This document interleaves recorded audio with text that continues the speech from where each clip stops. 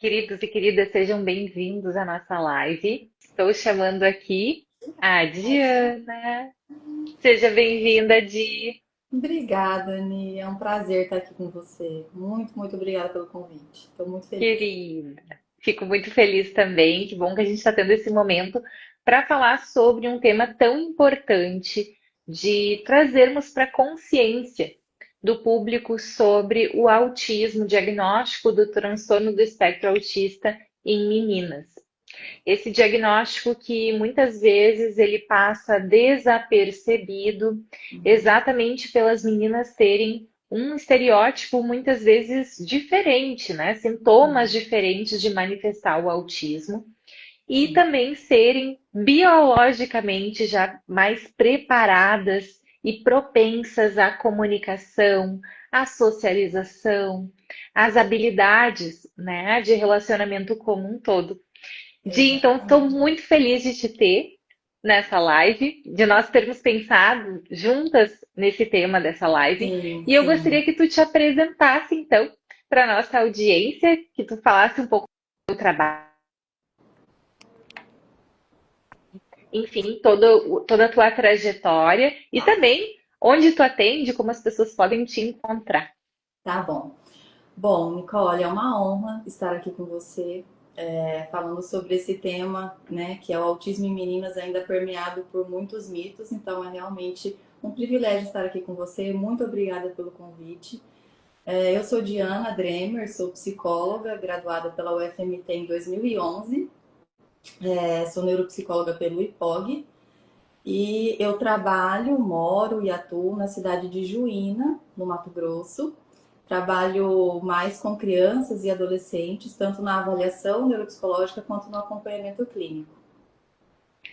Perfeito, querida. Então vamos começar essa conversa sobre o autismo em meninas. Uhum. Talvez um ponto importante para nós iniciarmos esse assunto de seja quando suspeitar que um filho, uma tua filha, né, no caso, possa estar dentro do espectro autista. Então, quando suspeitar do espectro autista em meninas e quais são os principais confundidores aí?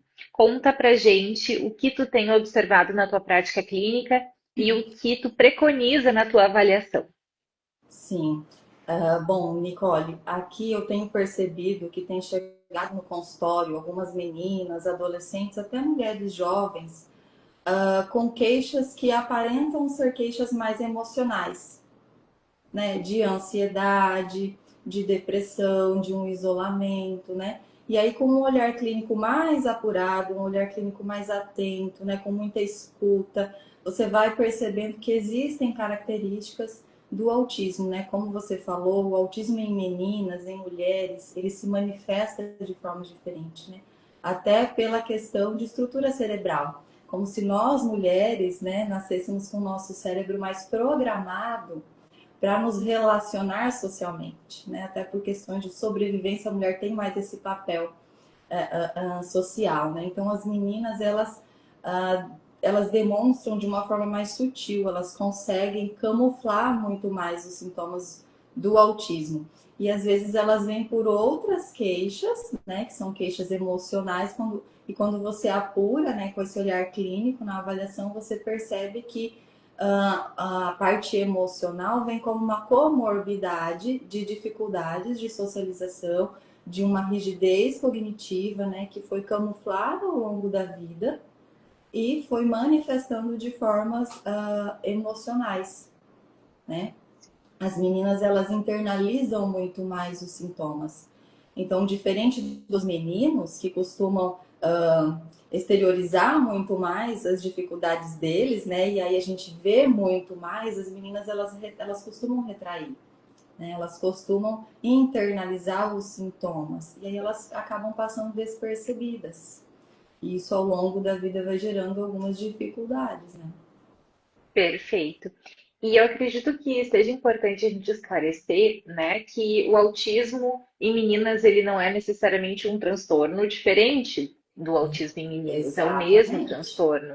Exato. Contudo, os sintomas eles acabam sendo, digamos assim, manifestados ou não manifestados é o que a literatura mais descreve, que são essas sutilezas, né, no mascaramento social. Então as meninas elas conseguem flutuar, navegar melhor em Exato. grupos sociais, elas então dão um jeito ali de se encaixarem muitas vezes, de Uhum. serem socialmente adequadas, né? Que então acontece também o fenômeno da camuflagem, então, que é essa Sim. aprendizagem de repertório social de outras pessoas, né? Então, elas vão copiando.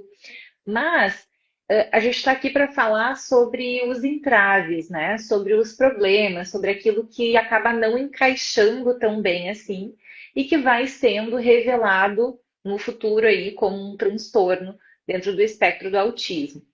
E Uhum. muitas vezes, né, então a gente poderia falar sobre alguns exemplos de dificuldades que estão relacionadas a os dois principais clusters de dificuldades no autismo. O primeiro cluster que diz respeito à socialização, à comunicação social, aos Uhum. relacionamentos, né? A linguagem não verbal, esse é um ponto muito Exato. importante, que muitas vezes passa desapercebido. E eu explico por que passa desapercebido, né? Uhum. Geralmente passa desapercebido porque nós compensamos ou nós naturalizamos a falta de repertório de comunicação não verbal como algo da pessoa, do estilo de cada um, da Uhum. personalidade da Exato. criança, mas isso Exatamente. também é comunicação, né? Uhum. Então vamos Isso. falar primeiro então sobre esses exemplos, sobre esse Sim, repertório, essa sim, dificuldade, né, do repertório de sim, comunicação, exato. socialização. Sim, muito bem pontuado, Mi. O transtorno do espectro autista ele é o mesmo nos meninos e nas meninas, né? Mas ele manifesta muitas vezes de forma diferente nas meninas, especialmente quando se trata de um nível de suporte 1, né? Onde não há uma dificuldade explícita de fala, né? Mas tem uma dificuldade na comunicação, na reciprocidade social, né? As meninas, né, como a gente comentou, elas conseguem imitar melhor por uma questão fisiológica, né? A gente é preparado para conseguir imitar melhor. Então, as meninas ali nas brincadeirinhas delas, elas conseguem imitar melhor. E às vezes parece que elas estão interagindo, mas quando a gente vai observar, pode ser aquela menina com que a brincadeira acontece, mas é aquela brincadeira que ela gosta, né? Aquela brincadeira onde ela comanda e quando vem algo diferente ela tem uma inflexibilidade de aceitar, né?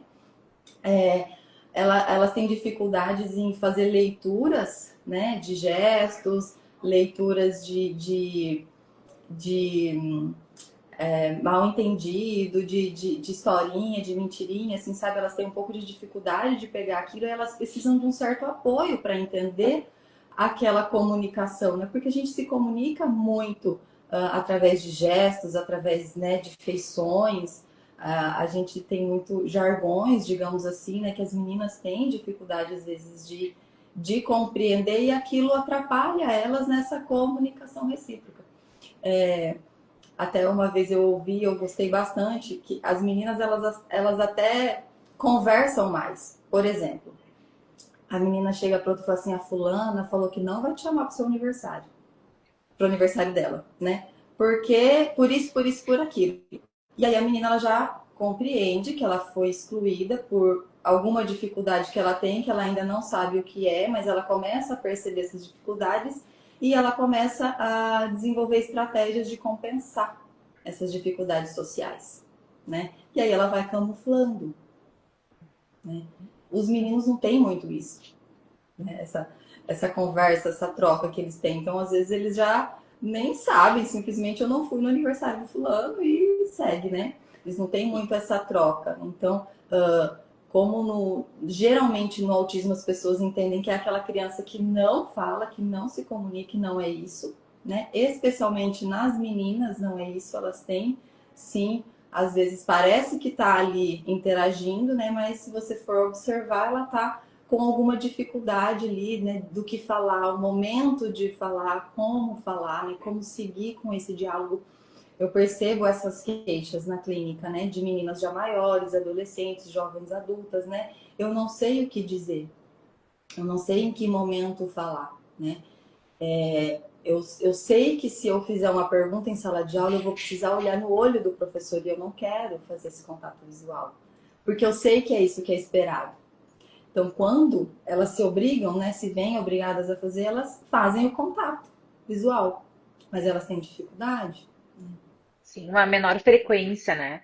Exatamente pela amizade das meninas ser diferente dos meninos, exige muito mais sutilezas na comunicação, indiretas, olhares, ironias, isso permeia a relação das meninas, das mulheres. Então, isso torna muito mais complexo essa, essa interação e, ao mesmo tempo, como não é nada externalizante, ou seja, a criança pode ficar ali mais ou menos participando, mais ou menos sendo inserida, fica muito Uhum. mais difícil de ver o menino que é claramente excluído do grupo, porque os meninos eles são mais corporais, né? Eles tendem a fazer, digamos assim, essa comunicação de uma forma muito mais explícita. E as meninas Uhum. não, é tudo muito implícito na comunicação Exato. entre as meninas, né? Uhum. E tem aspectos também interessantes aqui para a gente ressaltar desses aspectos de comunicação e socialização, que muitas vezes aí na comunicação e na socialização a gente vê os problemas-alvo que muitas vezes levam as crianças, as adolescentes ao consultório, que são episódios de desregulação emocional em função das dificuldades Uhum. de comunicação, de Uhum. compreensão, das regras, das normas sociais que envolvem essa capacidade de se colocar no lugar do outro. Então é muito Uhum. difícil para o autista, nível 1 de suporte, entender muitas vezes a perspectiva do outro em algumas situações que o outro pode parecer, pode achar, né, muito Uhum. simples, digamos assim, muito óbvia, Uhum. e isso gera um conflito. E esse conflito pode, então, desencadear um episódio de desregulação emocional intenso em Sim. função dessas dificuldades. Então, é uma pista importante aí, né? Quando a gente recebe clientes no consultório, famílias, né? E que trazem episódios de desregulação emocional, de conflito Uhum. relacional, Uhum. seja intrafamiliar, seja com os pares, a gente Sim. poder olhar exatamente qual é o enredo desse conflito, né? Qual Exato. foi a dificuldade de compreensão ali? Porque muitas vezes não é somente uma questão relacional, emocional, mas sim do processamento da informação. E esse é um Sim. ponto muito interessante da avaliação neuropsicológica poder esclarecer, poder evidenciar essas entrelinhas, né, de Uhum. Sim, muito importante, com certeza, porque, como você falou, tem essa dificuldade de processar e de teorizar a mente do outro, né? Então, às vezes, elas entram em algum conflito por não conseguir teorizar, né, o que a perspectiva do outro, digamos assim, né? E elas entram num conflito emocional, porque na cabecinha delas é do jeito que elas estão pensando, né? É daquela forma que elas estão pensando. É difícil conseguir ver pela perspectiva do outro, né? E aí elas muitas vezes têm uma desregulação emocional ou até mesmo uma desregulação que daí a gente entra um pouquinho já no critério B, né? De padrões estritos e repetitivos, aquela rigidez cognitiva de aquilo, algo às vezes uma coisa boba, né? Porque as meninas elas às vezes têm hiperfoco em coisas mais simples, né? Em boneca, em maquiagem, em miniaturinhas, né? Em alguma coisa assim mais, que digamos natural, né? Diferente que às vezes um menino ele vem com, ele conhece todos os planetas, ele conhece todos os dinossauros, né? Algo que chama muita atenção. E a menina às vezes ela gosta daquilo, né? De cozinha, de fazer essas, né? E às vezes ela quer algo daquela forma que ela fez na brincadeira dela, e se o outro não segue a brincadeira, ela acaba tendo uma reação, né, que não condiz com aquilo, né, que às vezes as famílias pensam que é uma coisa boba, que é birra, né, que é por capricho, e não é, né, às vezes é realmente por uma rigidez cognitiva que não está tão aparente, porque elas internalizam muito, e às vezes elas entram num colapso, digamos assim, né? De uma desregulação emocional mesmo. E aí as queixas vêm como se, ela é brava, é nervosa, né? Eu não posso sair para trabalhar, que ela chora, se joga no chão, né? Porque tem as meninas, elas, às vezes elas são mais sensíveis também. Uma característica que eu venho perceber bastante na clínica, né? As meninas autistas, elas têm uma sensibilidade aumentada. né? E a separação para elas às vezes é muito difícil, justamente por precisar muito daquele adulto, E né? por precisar transicionar, né? A transição, por exemplo, Exato. de ambiente, de momento, de Uhum, relação, de atividade, pode ser muito difícil, né? uhum, Sair da rotina. E é um sim, alerta para as famílias isso, né? De assim, é claro que dentro do desenvolvimento típico, essas dificuldades elas também acontecem, não é algo que é exclusivo do autismo. sim.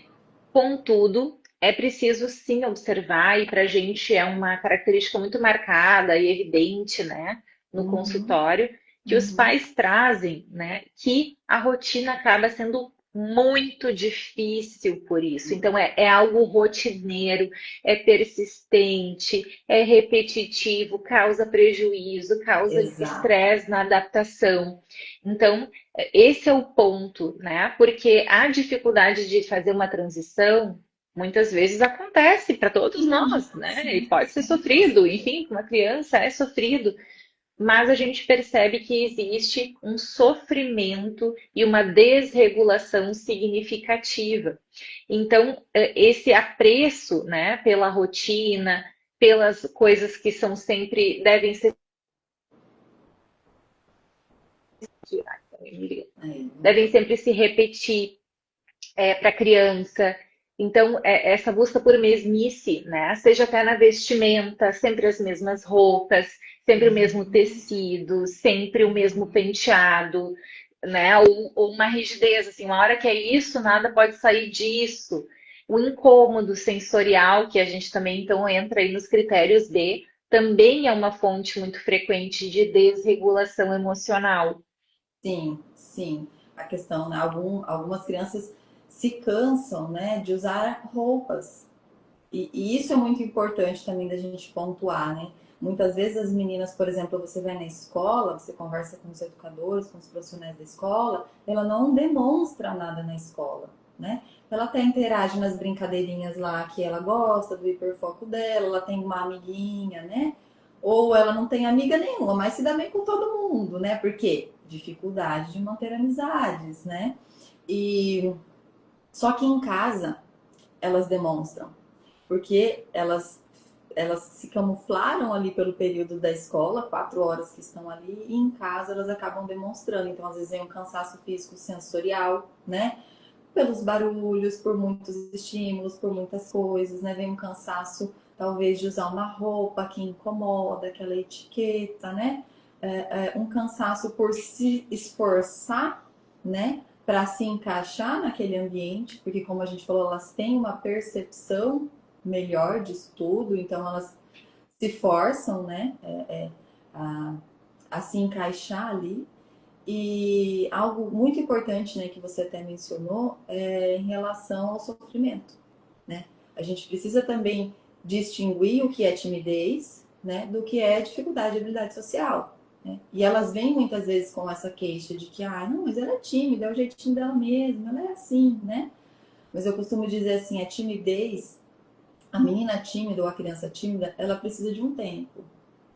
Ela precisa daquele tempo para ela se ambientar, para ela, né, conversar e tal, e ela consegue fluir muito bem. Ela consegue se relacionar, se comunicar, ser recíproca, manter vínculos e amizades, né? E isso não gera um sofrimento significativo, porque tem pessoas que são mais tímidas, que são mais retraídas e tudo bem, ok? Isso não traz um sofrimento, não traz um prejuízo para a vida, né? Quando há uma dificuldade nas habilidades sociais, de fato, de comunicação, isso traz um sofrimento para a vida da criança, para a vida da pessoa, né? Perfeito, exatamente isso. É um ponto muito importante a gente sempre olhar para o aspecto da disfunção na vida, né? Não somente uma característica isolada, mas quanto isso provoca sofrimento. E esse aspecto sensorial muitas vezes é um ponto desconhecido para as Uhum. pessoas em geral, né? Que não conhecem sobre psicopatologia, sobre neurodesenvolvimento.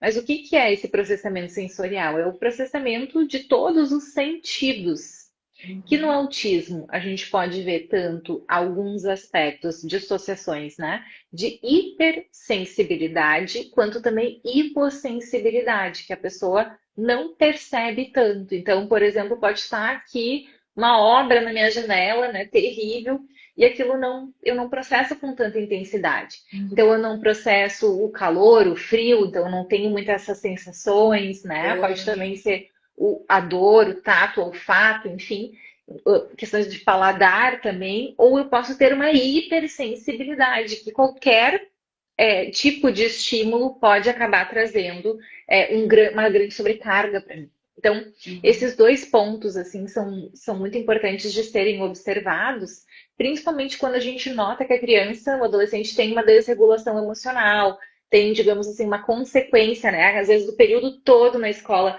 é muito pesado, é muito sofrido, é cansativo. Por quê? Porque tem o sensorial, tem o social, e esse é um dos motivos pelos quais muitas vezes o autismo ele é classicamente, popularmente conhecido como um transtorno que frequentemente acontece um maior isolamento social, exatamente por essas dificuldades, né, de interação, de Uhum. teoria da mente, Uhum. de habilidades sociais, que acabam trazendo, tornando esses ambientes de socialização e de estar com outras pessoas, estar fazendo várias tarefas ao mesmo tempo, recebendo muitos estímulos ao mesmo tempo, muito cansativos. Então, Uhum. esse também é um ponto, porque a criança, o adolescente, muitas vezes não consegue explicar em palavras, quando a gente tem um nível de suporte, né, de com tanta clareza que aquilo ali está sendo tão difícil, tão pesado para ele. Mas a desregulação emocional, a explosão, o choro, o grito, acaba sendo um recado, né? A consequência, digamos assim, que aquilo ali aconteceu, que aquilo ali está Uhum. sendo uma experiência para aquela criança, para aquele adolescente. Uhum. E é muito importante a gente notar exatamente isso, né? Assim, às vezes na escola, mas aparentemente se dá bem com todo mundo, não tem tantos conflitos, brinca, socializa, conversa, recebe às vezes até pessoas em casa. Mas o que é muito importante, a gente notar o qualitativo disso. Já tive, né, relatos assim, não, eu gosto de estar com os meus amigos, mas assim, eu gosto muito menos do que eles gostam, né? Em tanta intensidade, em frequência. Então, esses são pontos que, claro, não são. A gente não está aqui fazendo o diagnóstico de sintomas isolados, né? Uhum. Mas dentro de um conjunto de sintomas, é muito importante que seja considerado essa hipótese do TEA.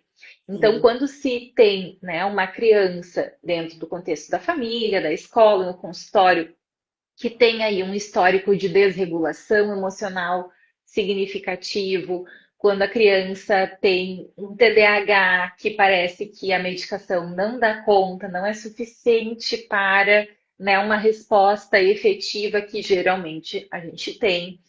Quando a gente tem quadros que são muito refratários, né, de tratamento psicológico para ansiedade, para depressão, né, para as habilidades sociais, é muito importante, né, de que os pais tragam, então, para avaliação, que as Sim. escolas, Sim. que haja essa possibilidade de investigação. Sim, é muito importante. Porque realmente, você até mencionou o TDAH, né? Ele é um dos transtornos que mais acontecem junto com o autismo, né? Mas eles também podem acontecer de forma separada e eles se sobrepõem muito os sintomas, né? Então, o TDAH nas meninas e o TEA nível 1 nas meninas, ele é um diagnóstico bem difícil, né? Que precisa de muito cuidado para a gente investigar, né? Porque eles se sobrepõem bastante. Às vezes aquela menina que parece que está desatenta, na verdade ela tem uma dificuldade ali, né, de comunicação, de socialização, ao passo que o TDAH também, a depender de como é o TDAH, ele também impacta nas relações sociais, Com né? certeza. E tudo isso vai minando a autoestima da criança. Então eu percebo assim que as meninas elas acabam, né, as meninas não identificadas ou identificadas tardiamente, elas acabam tendo uma autoestima prejudicada, né, uma autoeficácia muito prejudicada, porque elas não se sentem capazes daquilo que elas se propõem a fazer, né? E isso ao longo do tempo vai trazendo muitos prejuízos, né? Por isso que é muito importante, se tiver uma dúvida, buscar ajuda, buscar uma avaliação, né? Se tem algo ali que te fala assim, não, mas tem alguma coisa, eu preciso olhar mais para isso na minha filha, sabe? Eu vou buscar ajuda, eu vou buscar uma orientação, né? Pode ser um autismo, pode ser um TDAH, como pode não ser, e ainda assim ela precisar.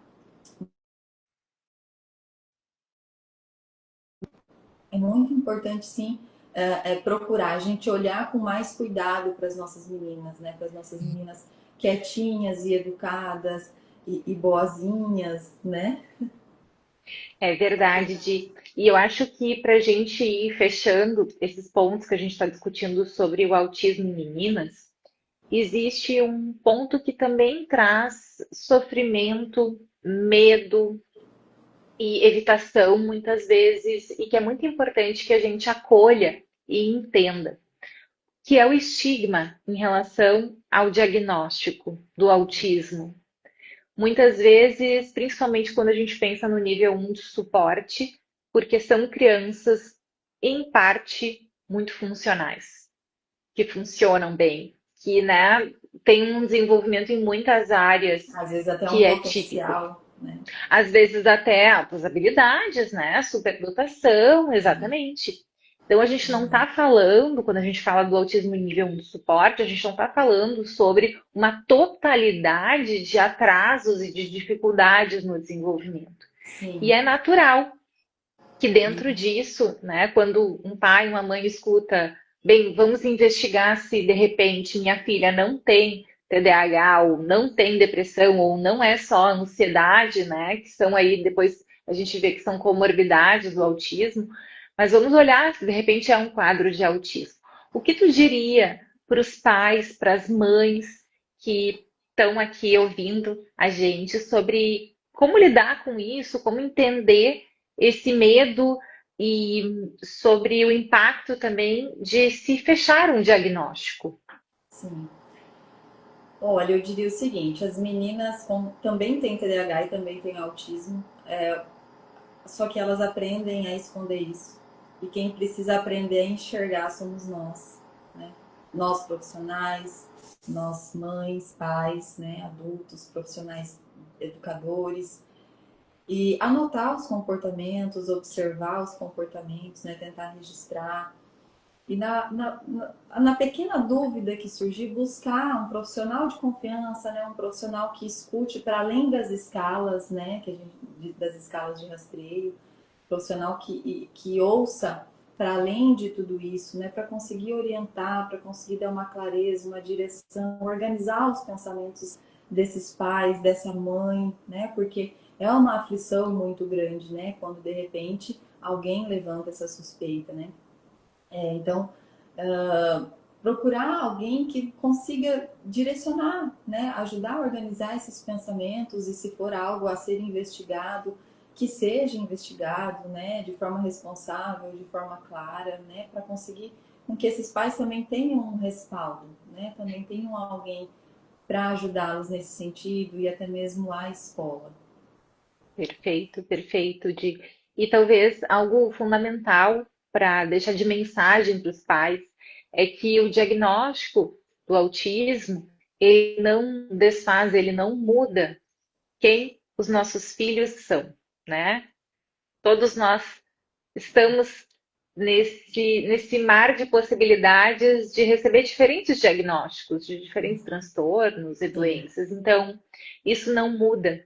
O que muda com o diagnóstico é simplesmente, que eu falo simplesmente, mas é um simplesmente muito poderoso, que é uma compreensão com muito mais clareza, com muito mais amorosidade, com muito mais direcionamento do que exato. deve ser feito, como deve ser compreendido e como a vida de uma criança com uma condição como essa pode e deve ser vivida, porque não se trata aqui da gente idealizar, mas exatamente por a gente sair desse lugar de idealizar como a criança deve ser, né? Como o adulto deve ser, e a gente entrar numa outra arena, né? Do que a Sim, criança pode ser e como a gente deve dançar com ela, essa dança da vida, né? Essa dança da exatamente. família, do desenvolvimento, das fases, Acho que isso é muito especial, né? Muito importante, porque Uhum. isso é algo que eu costumo dizer de que é compartilhado.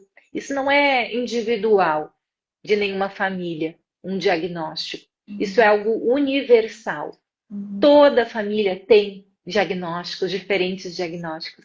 E a gente poder olhar para isso com muita verdade, com muita serenidade, sem buscar uma normatização de vida, né, de família e Sim, de desenvolvimento, mas sim. sim buscar potencialidades dentro de quem cada um é. Uhum. Uhum. Isso mesmo, lindo. É isso, muito bonito que você disse. É isso mesmo. E quanto antes a gente conseguir fazer isso, né, melhor vai ser para aquela criança, né? Melhores chances ela vai ter de ter, né, a sua vida plena, com suas dificuldades, claro, como todos nós temos dificuldades, né? Como você falou, dentro das famílias, a gente sempre tem diagnósticos, né? E me lembrou, assim, algo que eu ouvi essa semana aqui no consultório, né? Uma investigação e, e aí eu levantei a hipótese e tal, né? A família me perguntou, mas você acha que é o nível um, né? Ah, porque quando ele tinha 2 aninhos, 3 aninhos, o pediatra falou que não era autismo, mas que se fosse era o um. Como se um não precisasse dessa intervenção, não precisasse do apoio, né? Como se ele não trouxesse prejuízos e como se ele não pudesse, enfim, evoluir, né, para um outro nível, né? Então, assim, ao menor sinal de dúvidas, é sempre bom procurar orientação e direcionamento, que é o que você colocou, né? O direcionamento eu vejo que é algo que as famílias buscam bastante. Eu tenho recebido muitas famílias assim que vêm assim, olha, eu preciso, é isso e eu preciso de um direcionamento, eu preciso de uma luz, né? Porque vem que há algo de diferente, né? Especialmente as mães. Então, uma coisa que eu aprendi é ouvir mãe. Sim, sempre. As mães, os cuidadores conectados, né, são poderosos informantes para gente. E eu Então, acredito que esse ponto também, né, de tô aqui com a janela aberta, vamos, esse ponto também que tu está trazendo de conexão, de orientação, do diagnóstico precoce, ele é fundamental e também procurar profissionais que tenham esse olhar humano sobre a avaliação neuropsicológica, sobre o processo investigativo, um olhar calmo, um olhar sereno, um olhar de tempo para conhecer cada pessoa que entra dentro desse processo de investigação sim, necessário, que vai muito além de somente do diagnóstico, mas sim de características do funcionamento que são fundamentais aí para traçar planos, né, de intervenção, de tratamento, de conduta com uhum, essas crianças. Então, uhum, acho que isso também é um ponto-chave. é, E para quem mora no Mato Grosso, temos aí a tua referência, que com certeza é uma profissional muito humana, né? Muito serena, muito tranquila no seu processo investigativo. sim, E isso é fundamental para que o diagnóstico seja bem feito. E sim, esse é um ponto que eu bato muito, né, nessa tecla aqui, sempre nas comunicações que eu faço, exatamente porque não é simples e não deve ser algo feito às pressas de qualquer jeito, para ter um laudo logo. Claro que o processo deve acontecer dentro de um tempo estabelecido, sim, é claro. claro, mas a gente sempre buscar esse olhar responsável, né, sobre um Sim. diagnóstico que é tão importante. Sim, com certeza. Essa semana eu dei uma entrevista, assim, né, para um pessoal que está fazendo psicologia aqui na cidade, e um dos pontos foi o que eu diria a eles, né, sobre a avaliação neuropsicológica. Eu falei muito isso, né? Claro, a questão Uhum. de supervisão, a questão de atualização, de cursos, né? Mas também de ter um olhar humano, de ter calma e de ter, acima de tudo, responsabilidade para escrever sobre a vida de uma pessoa. Ai, me Né? arrepiei todas. Exatamente isso. É muita responsabilidade. Então a gente precisa fazer isso realmente com muita dedicação, com muita calma, com tranquilidade, né? E dar esse tempo de, com certeza, conhecer a criança que está entrando aqui, né? Sem dúvidas. Di, muito obrigada pelo teu tempo, pela nossa conversa. Amei, me arrepiei. Isso é um ótimo sinal para mim, porque acho que a gente falou coisas aqui muito preciosas mesmo, não só para neuropsicólogos, mas também para as famílias e para os pacientes. Uhum. Muito Eu que obrigada, agradeço, querida. Ni. Muito obrigada pelo convite mais uma vez. Foi muito bom estar aqui com você nesse bate-papo sobre um assunto tão importante, trazendo clareza e direcionamento para as famílias, para os profissionais. Foi muito bom, gostei bastante, estou muito feliz. Obrigada. Também, querida. Um super beijo. Até a Beijo, próxima. Tchau, até. tchau. Tchau, tchau.